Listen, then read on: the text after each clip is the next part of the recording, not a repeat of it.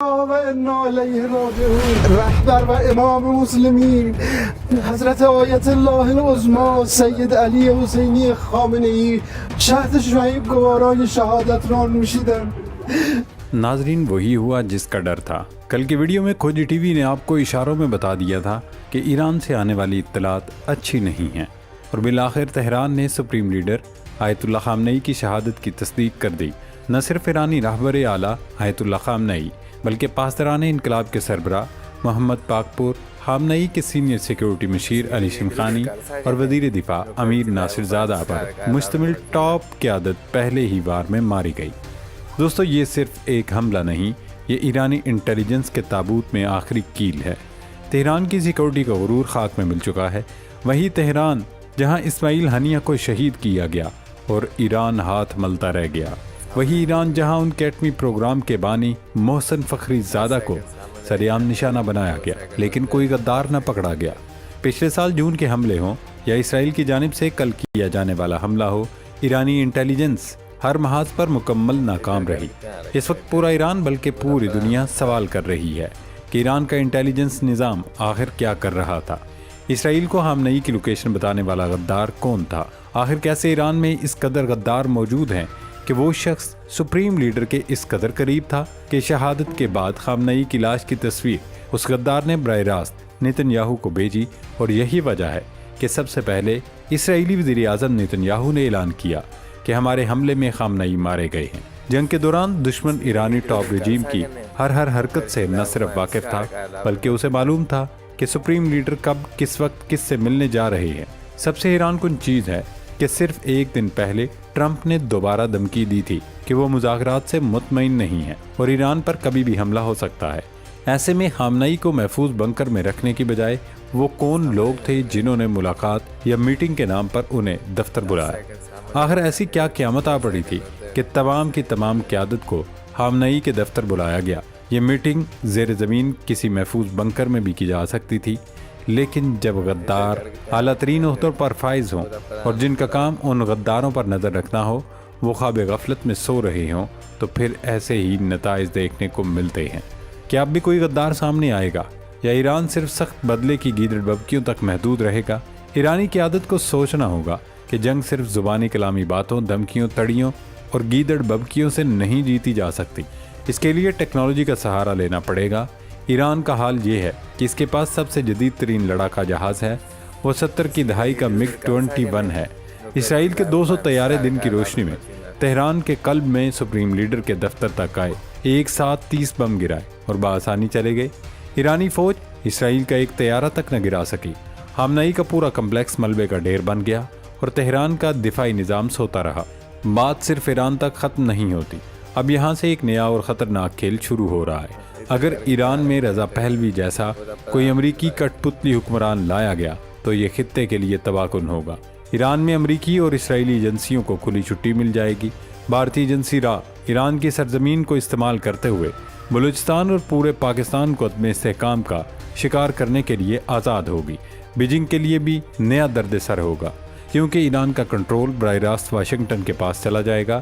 اس جنگ میں چین کو کھل کر ایران کی حمایت کرنی چاہیے تھی، لیکن اگر چین اب بھی خاموش رہا تو اگلی باری اس کی ہوگی، کیونکہ یہ سارا تیل کا معاملہ ہے اور ایران کے بعد دنیا کا سارا تیل امریکی کنٹرول میں چلا جائے گا اور وہ بیجنگ کو بوند بوند کو ترسا دے گا۔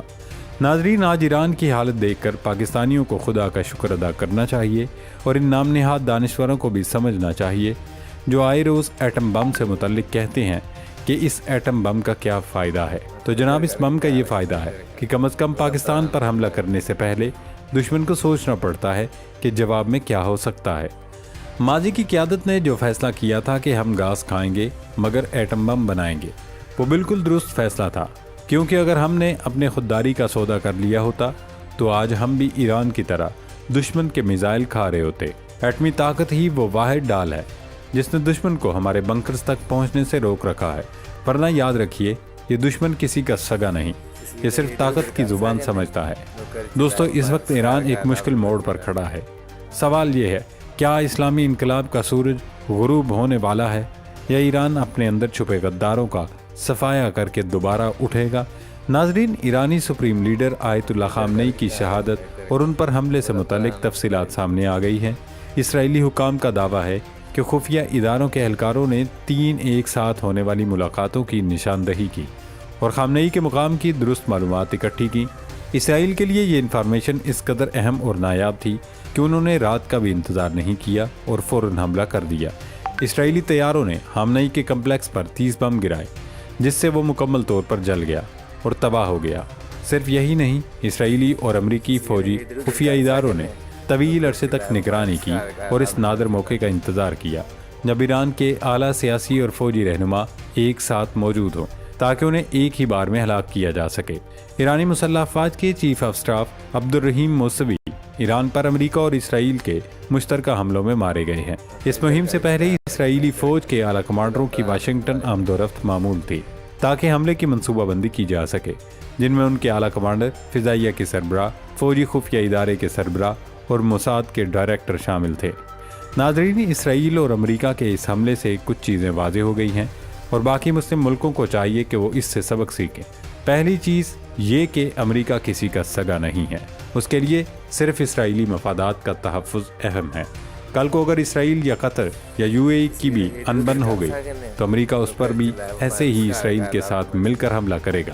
عرب ملکوں کو سوچنا ہوگا وہ اب بھی ہوش کے ناخن لیتے ہیں اور اپنا دفاع کا بندوبست کرتے ہیں یا امریکی آسرے پر ہی بیٹھے رہیں گے۔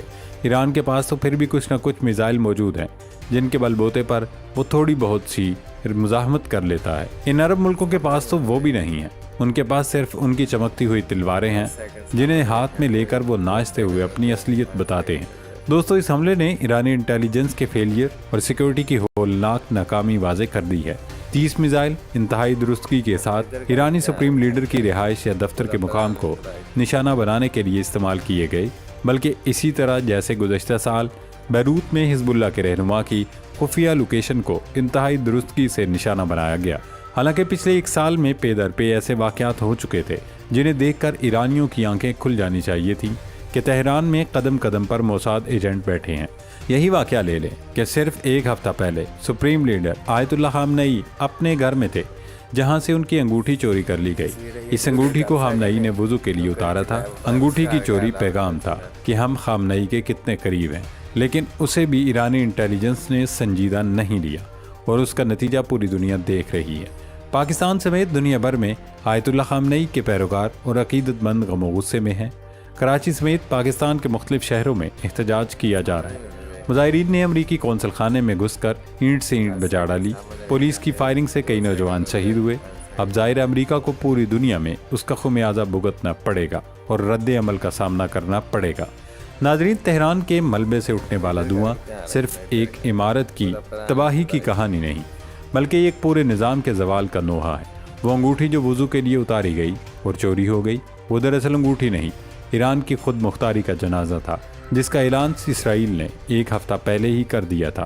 لیکن افسوس، تہران کی انٹیلیجنس خواب غفلت کی اس انتہا پر تھی جہاں دشمن آپ کے بیڈ روم تک پہنچ جائے اور آپ اسے محض ایک چوری سمجھ کر ٹال دیں۔ آج مسلم امہ کے لیے لمحہ فکریہ ہے وہ عرب ممالک جو اپنی دولت اور چمکتی تلواروں کے سائے میں رقص کرتے ہیں۔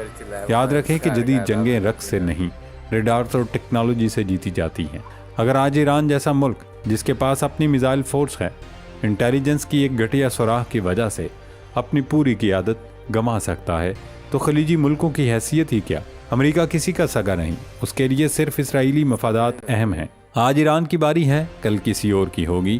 پاکستان کے لیے یہ وقت اپنی صفوں کو مزید درست کرنے کا ہے۔ ایران میں اگر کوئی امریکی مہرہ اقتدار میں آیا تو سی پیک سے لے کر بلوچستان تک آگ کے شعلے ہمیں بھی جلسا سکتے ہیں۔ لیکن یہاں ایک سبق ان دانشوروں کے لیے بھی ہے جو ایٹم بم پر سوال اٹھاتے ہیں۔ جناب، اگر آج پاکستان کے پاس وہ ایٹمی ڈھال نہ ہوتی تو شاید دشمن ہمارے گھروں میں بھی گھس چکا ہوتا۔ یہ وہ طاقت ہے جو نیتن یاہو جیسے جنونیوں کے ہاتھ روک کر رکھتی ہے۔ دوستو، تاریخ گواہ ہے کہ جب ضمیر بکتے ہیں تو قلعے نہیں بچتے۔ ایران کا اسلامی انقلاب آج اپنی زندگی کی سب سے بڑی آزمائش میں ہے۔ کیا ایران اپنے اندر چھپے ان آستین کے سانپوں کو کچل پائے گا یا پھر مشرق وسطیٰ کا نقشہ ہمیشہ کے لیے بدلنے جا رہا ہے؟ وقت آ گیا ہے کہ مسلم ممالک گیدڑ ببکیوں کی سیاست چھوڑ کر ٹیکنالوجی اور اتحاد کی زبان سیکھیں، ورنہ یاد رکھیے تاریخ صرف ان کو یاد رکھتی ہے جو لڑنا جانتے ہیں، مزاحمت کرنا جانتے ہیں۔ اللہ رب العزت پاکستان، ایران سمیت تمام اسلامی ملکوں کو دشمن کے شر سے بچائے۔ اللہ رب العزت ہمارا حامی و ناصر ہو۔ پاکستان زندہ باد۔